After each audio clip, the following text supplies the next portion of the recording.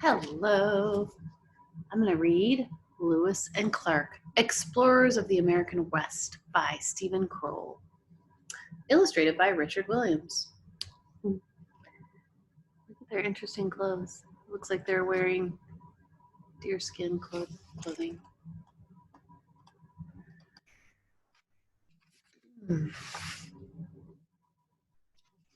Okay, this starts out by talking about the Louisiana Purchase. And I'll show to you the map while I read it.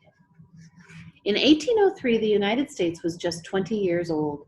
There were 17 states in the Union, and American territory reached only as far west as the Mississippi River. On the other side of the Mississippi, between the river and the Rocky Mountains, was the unexplored Louisiana Territory. In 1800, Napoleon Bonaparte, Emperor of France, had taken Louisiana back from Spain, who had ruled it since 1763. President Thomas Jefferson did not want the French army threatening America's western border. He wasn't ready to risk the closing of the port of New Orleans at the mouth of the Mississippi and vital to American trade. In March 1803, Jefferson instructed his minister to France, Robert Livingston, to buy New Orleans from Napoleon. Napoleon had been unable to put down a slave rebellion in Haiti led by the great black general Toussaint Louverture. Soon he would be fighting another war with Great Britain.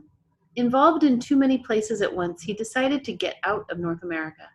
He offered to sell the whole of the Louisiana Territory for 60 million francs, about $15 million. Jefferson felt this new land should be explored. Even before the United States took possession of the territory late in 1803 and early in 1804, the president had been discussing an expedition to the Pacific Ocean. On June 20th, 1803, President Thomas Jefferson asked his private secretary, Captain Meriwether Lewis, to lead an expedition from the Mississippi River to the west coast. Lewis agreed. As co-leader, he chose William Clark, who had once been his commanding officer in the Army. On their journey, they would explore ways of opening the fur trade. They would try to find a water route across the continent that would make travel easier. They would also study the land and animals and learn more about the Indians in the West.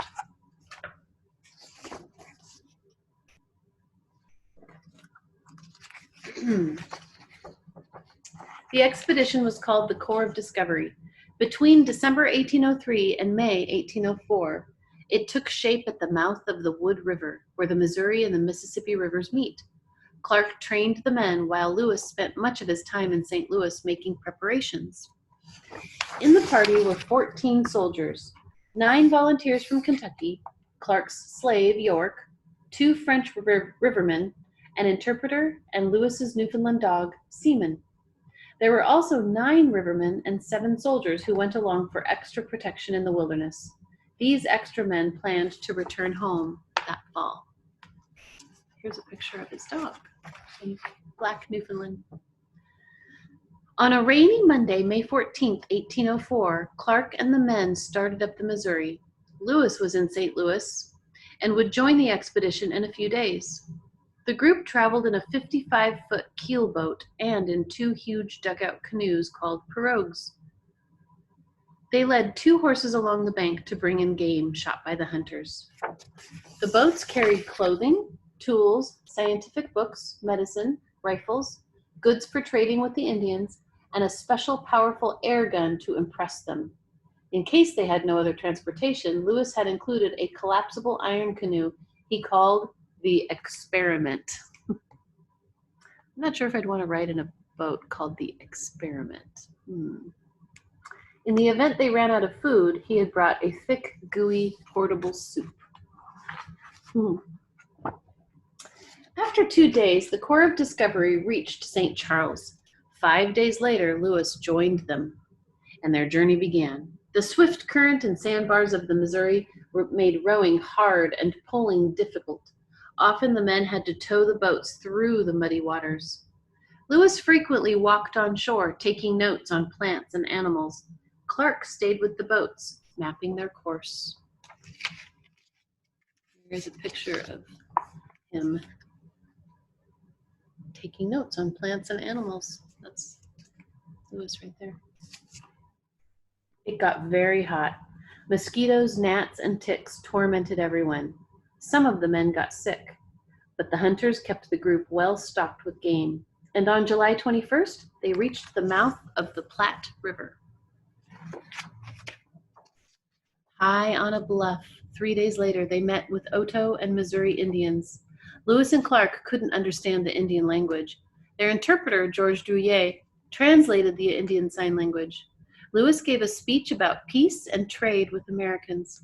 He told them that the Great Father in Washington wanted the chiefs to visit. Then he draped medals from President Jefferson around the chiefs' necks. He fired the air gun, hoping the noise would awe them, make them go, wow. Soon after, Sergeant Charles Floyd died of a burst appendix. He was the only member of the expedition to die during the 2 years, 4 months, and 9 days of the journey. That's actually pretty amazing. The only person to die in that long of a journey over such dangerous lands. Pressing on, the men began to see animals they had never even imagined. Antelope, prairie dogs, a white pelican, jackrabbits, coyotes. As trees became fewer, buffalo herds seemed to blanket the land. They were everywhere. On August 20th, the Corps met with a friendly tribe of Yankton Sioux. A few weeks later, they discovered that their cousins upriver, the Teton Sioux, were not so friendly. The Corps spent 4 tense days with them before meeting the more hospitable Arikaras, who were farmers. They admired Clark's slave York, the first black man they had ever seen. Toward the end of October, the expedition stopped for the winter near the villages of the Mandan and Hidatsa Indians.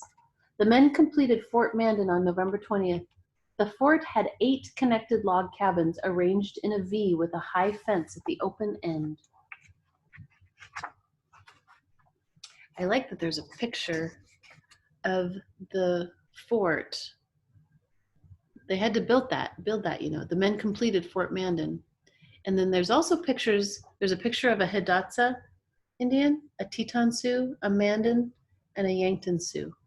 Take a look at those. I'll give you a minute to look. It's interesting how they have different ways of doing their hair. And here's the fort that they built.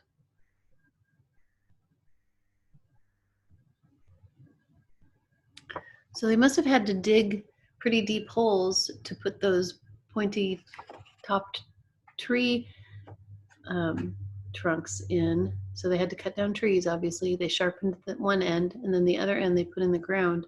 I wonder how far they had to dig to get those to stay in there and not just fall over.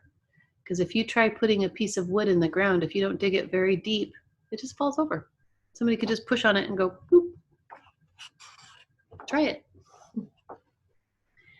Snow, ice, and below zero temperatures made everyone miserable. But the riverman Pierre Cruzat lifted everyone's spirits by playing his fiddle as the group danced at Christmas. The Mandans and Hidatsas welcomed the explorers to their large, round lodges. The Hidatsa chiefs told Lewis and Clark what they knew about the geography of the Rocky Mountains. During the winter, Toussaint Charbonneau, a French Canadian living with the Hidatsas, joined the expedition as an interpreter. His teenaged Shoshone wife, Sacagawea, joined too. On February 11th, Sacagawea gave birth to a son, Jean-Baptiste. On April 7th, 1805, Lewis and Clark sent several soldiers and rivermen back to St. Louis on the keelboat. They were to take 4 magpies and a prairie dog, boxes of skins and horns, Indian articles, small samples of soil and plants, and Clark's maps and charts to President Jefferson. That same day, the Corps of Discovery, now numbering 32 and a baby, pushed on upriver into the unknown. They traveled in the 2 pirogues and in 6 dugout canoes they had made during the winter. It stayed cold, but the plains were green and game was everywhere. The Corps began to encounter grizzly bears. Lewis first saw the Rocky Mountains on May 26th. He wrote in his journal of his joy, but also of the difficulties which this snowy barrier would most probably throw in my way to the Pacific. Already he seemed aware that no river could come close to crossing these mountains, that there would be no water route to the west coast. You see what some of these hats are? Take a look at his hat. It's the skin of an animal, but with the head still on it. On June 2nd, the expedition came to a fork in the river. Which branch was the Missouri? If the explorers made a wrong choice, the passes through the Rockies might be blocked off by snow before they could reach them. The North Fork was muddy like the Missouri, the South Fork clearer and gravelly as if it had come from the mountains. Only the captains preferred the second choice. Lewis went ahead on land to explore the South Fork. When he reached the Great Falls of the Missouri River on June 13th, he knew he and Clark had made the right choice. The falls were magnificent, but there were so many, it took a month just to get around them. With bleeding feet, the men made makeshift wagons and cleared 18 miles of undergrowth. There were hailstorms, mosquitoes, rattlesnakes, and grizzlies. When they finally struggled back to the Missouri River, the experiment's buffalo hide cover leaked, and it was left behind. Look at how they had to try to get those boats moved with everything in them. That's a lot of work, a lot of perseverance. They didn't give up, though. On July 19th, the Corps passed through a huge chasm Lewis named the Gates of the Rocky Mountains. When they reached the Three Forks of the Missouri, Sacagawea declared that the Hidatsas had kidnapped her from the Shoshones at this very spot. Lewis and Clark named the Three Forks the Jefferson, the Madison, and the Gallatin rivers. They took the westernmost one, the Jefferson. When they turned up a stream into the mountains, they began to realize they would need horses to continue. From Sacagawea, the Corps knew they were in Shoshone territory. When they found a tribe from which they hoped to get horses, the chief, Kamiawait, turned out to be Sacagawea's brother. Sacagawea helped interpret. The Corps traded goods for horses, hid their canoes by sinking them with stones, and set out over Lemhi Pass to the Lemhi Fork of the Salmon River. A week later, through snow and sleet, they struggled over Lost Trail Pass into Flathead Valley and a camp they called Traveler's Rest. Then they followed the Lolo Trail across the Bitterroot Mountains. Wet, cold, and hungry, they could find no game. When Lewis's portable suit became unbearable, they killed and ate a colt. And a colt is a baby horse that's also a boy.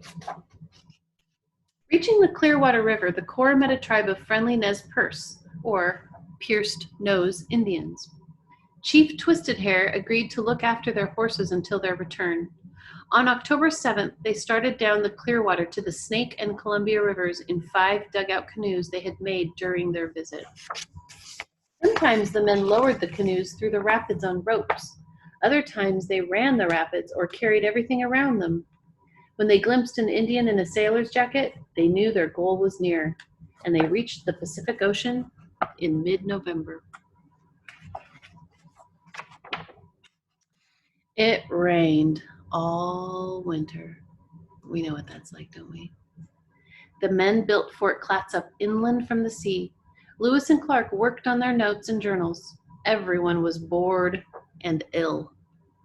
On March 23rd, 1806, they started for home.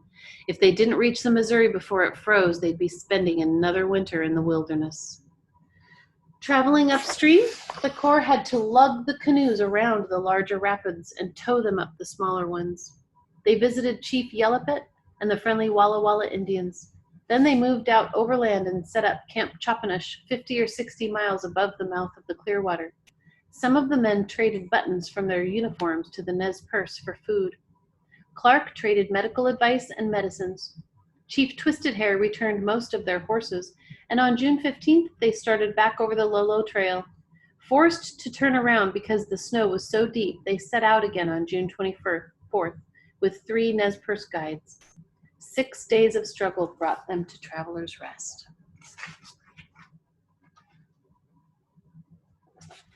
There, the expedition separated. With most of the group, Clark traveled south, then east to explore the Yellowstone River. With a few men, Lewis traveled east to Great Falls, then north to explore Maria's River. On July 27th, Blackfeet Indians tried to steal the rifles belonging to Lewis's party. 2 of the Indians were killed. Lewis and Clark caught up with one another on the Missouri on August 12th. Before that, Pierre Cruzat accidentally shot Lewis in the upper thigh while they were hunting. Going downstream on the Missouri was much easier than coming up. The Corps left Charbonneau, Sacagawea, and the baby, whom Clark had called Pomp, with the Mandans on August 17th. The Mandan chief, Big White, agreed to go along to Washington. The Corps reached St. Louis on September 23, 1806. People lined up along the riverbank and cheered. The entire nation had thought the members of the expedition had died in the wilderness. Only President Jefferson had held out hope that Lewis and Clark would return. And I'll read the afterword as you look at this picture. Lewis and Clark gathered information on 178 new kinds of plants, 122 new kinds of animals, and more than 40 Indian tribes. Because of their expedition, trappers and later settlers moved out over what would soon be a nation stretching from coast to coast. Early in 1807, Meriwether Lewis became governor of the Louisiana Territory. He moved to St. Louis but was never happy in his job. When the War and Treasury departments questioned his official expenses, he started for Washington on September 4th, 1809, to defend himself. On October 11th, traveling through Tennessee, he was found shot to death at Granger's Stand on the Natchez Trace, a narrow wilderness road. It remains unclear whether he killed himself or was murdered. When Lewis became governor, William Clark was appointed Brigadier General of the Louisiana Militia. He married on January 5, 1808, moved to St. Louis, and had 5 children. In 1813, he was appointed governor of what was now the Missouri Territory, as well as superintendent of Indian Affairs. Governor until Missouri became a state in 1820, he continued to help the Indians afterward. He died in St. Louis in 1838. Before leaving the expedition, Charbonneau and Sacagawea had promised to take John Baptiste to Clark when he was old enough to leave his mother. In 1810, they arrived in St. Louis, and Clark arranged for the boy's education. Charbonneau returned to live with the Indians. Sacagawea probably died of putrid fever in 1812, but some still believe she lived on until 1884 and died with her own people, the Shoshones in the far west. York did not return to St. Louis with Clark. His wife belonged to a family near Louisville, Kentucky, and Clark agreed to hire him out in the area so he could be close to her. Eventually, Clark freed York and set him up in a carting business between Nashville and Richmond. The former slave later died of cholera, although some say he journeyed back to the Crow Indians and became a chief. I hope that's how he lived his life, rather than dying of cholera. Here's a picture of him getting shot.